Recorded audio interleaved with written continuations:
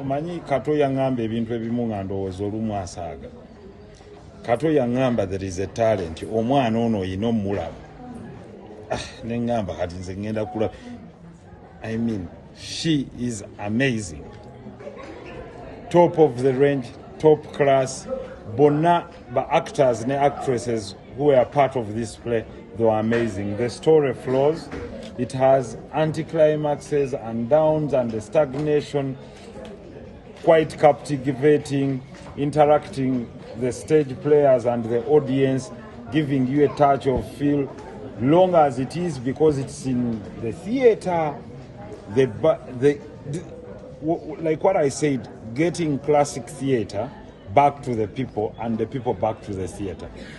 Zubeda and your team, you have made it. I don't know. Actually, million saturns as in Nasasula Nabawandono. You deserve much more. Nkubiriza bana Uganda, please. Mwenawe muli.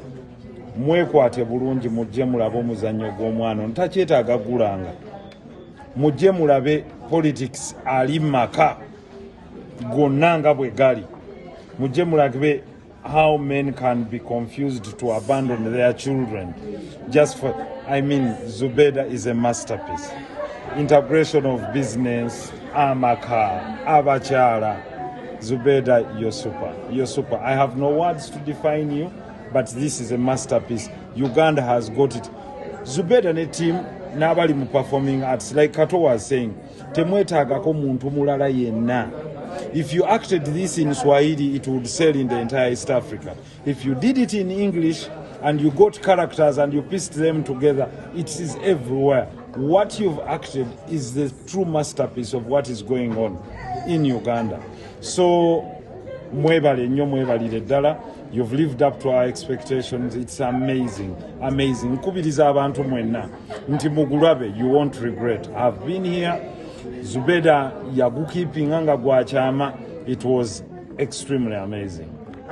Oyinenge jogino bayamba okulanga abantu bakoma mu theater. Everything she can do. Katika nkulage. Some of you might not realize.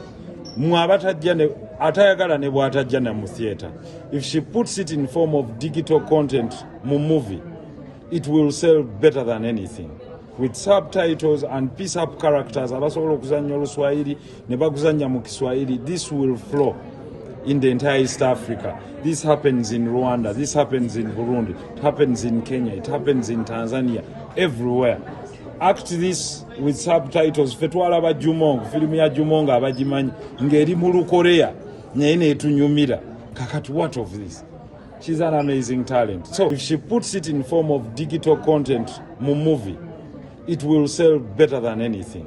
With subtitles and piece up characters abasobola okuzannya Oluswahili ne baguzannya mu Kiswahili, this will flow in the entire East Africa. This happens in Rwanda, this happens in Burundi, it happens in Kenya, it happens in Tanzania, everywhere. Act this with subtitles. Fetwala ba Jumongo, filmu ya Jumongo abagimanyi ngeri mu Lukorea naye netunyumira. Kakati, what of this? She's an amazing talent. So ebisobola okubongerwamu ng'abantu is sound movement, how they have to use bino ebintu byonna, integration, okuleeta theater bagize mbantu mutwala omuzannyo mu guno mbaana, take it to different areas. Nkubiriza abantu bonna. I wish you could tap into all classes. Ez'ababaka ba parliament, ez'abantu kimwenna gye muli guys. Zubeda yalina hit. Nga tuvuddeko ku muzannyo waneeno, mukwano gwo Segenya ali mu mbeera ki?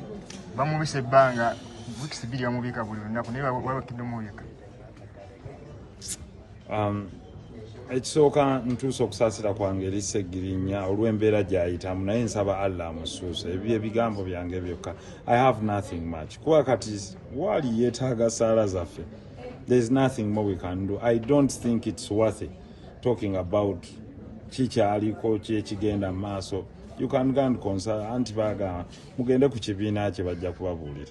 Honorable Akatalekeka. Watugamba mulundi guli omuzannyo gwa ceasefire wagulaba. N'ogwekkaanya bulungi. N'ogamba tukulemu obudde ogutegeera. This is better. Yeah, this is better. Quite better. It is. I mean, ceasefire was good. It was about 60-70%. This is 99%. Honorable kadde mwako. It's 99%. No doubt. Any person chinachiraba. Yeah, I mean, quality is quality. You know me for that. I'll tell you anything right as it is. If ceasefire was about 60 to 90, yes, you can say it had a better stage, you can better choreographing. This is a masterpiece, a no class, pure class. Actors and actresses never libali balungi. It was long. Naigwano waliwo avuddewo nga tategedde. Yeah, exactly. Buli omu avuddewo ategedde. That's the role of this. Sikuleeta ze tuyita abstracts. Ekintu tosobola kukitegeera buli omu tasobola kukitegeera. I mean, this is a masterpiece. Zubeda,